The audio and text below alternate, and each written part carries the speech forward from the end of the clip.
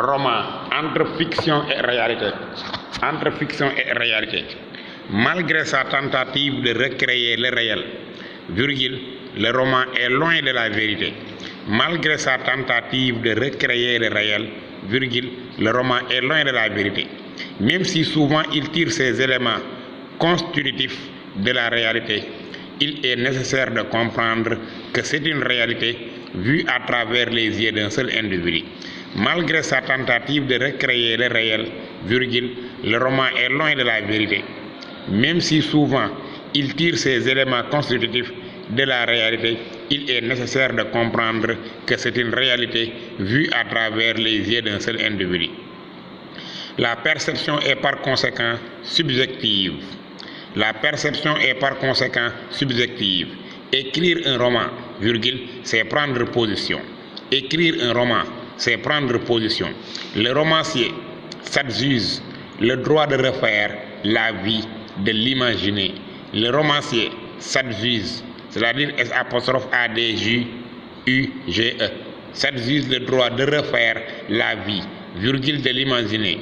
François Maurignac dit en ce sens, ouvrez les guillemets, le redoutable don de créer, fait de lui le science de Dieu, Goloyalla. François Maurignac dit en ce sens, ouvrez les guillemets, le redoutable don de créer, fermez les guillemets, fait de lui, ouvrez les guillemets, le science de Dieu.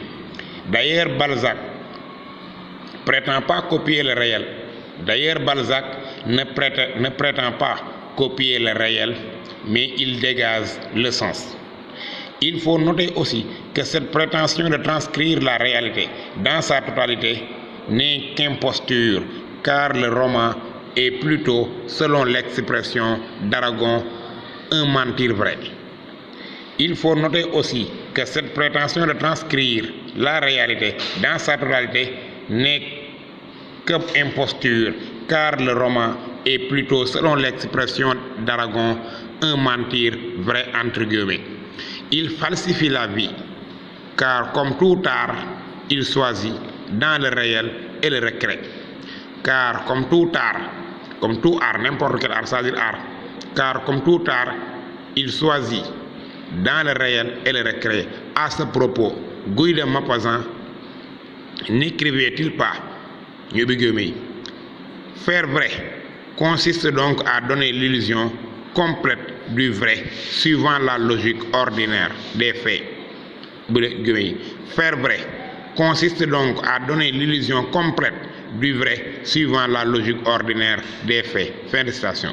Ce faisant, le roman, comme le note Michel Butor, est un des constituants essentiels de notre appréhension de la réalité. Est un des éléments essentiels de notre appréhension de la réalité. En plus, en donnant des attributs fonctionnels à ces personnages, le romancier choisit dans les éléments qui lui offrent le réel.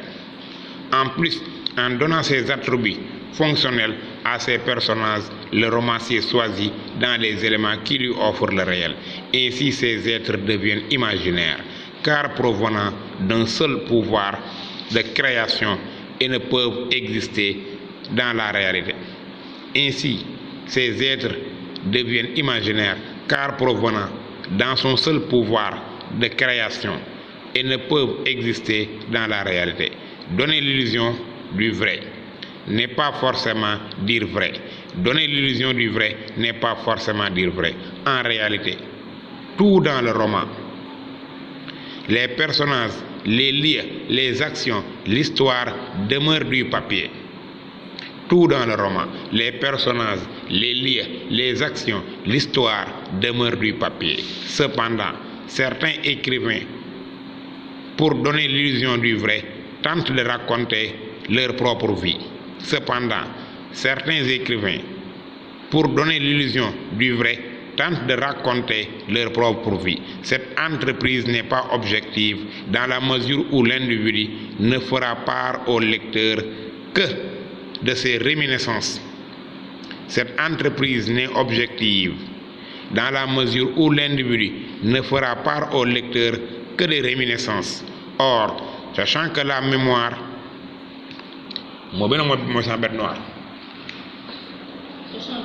la mémoire est sujet. Pour nous, c'est normal. Or, sachant que la mémoire est sujet à l'oubli. Or, sachant que la mémoire est sujette à l'oubli. À l'oubli, on ne peut noter avec Jean-Jacques Rousseau que le romancier ne fait que sa propre apologie, car en montrant au lecteur que la partie de sa vie digne de l'être. Le romancier ne fait que sa propre apologie, car en montrant au lecteur que la partie de sa vie digne de l'être. C'est aussi dans ce même sens que Claude Simon affirme. Le Claude Simon wax de même que la seule réalité d'un tableau est la peinture, la seule réalité d'un roman est celle de la chose écrite. De même que la seule réalité d'un tableau est la peinture, la seule réalité d'un roman est celle de la chose écrite. L'écriture étant de par sa nature même incapable de produire le réel, toute prétention au réalisme de la part d'un romancier ne peut être que le fait de l'irréflexion ou d'une volonté de tromperie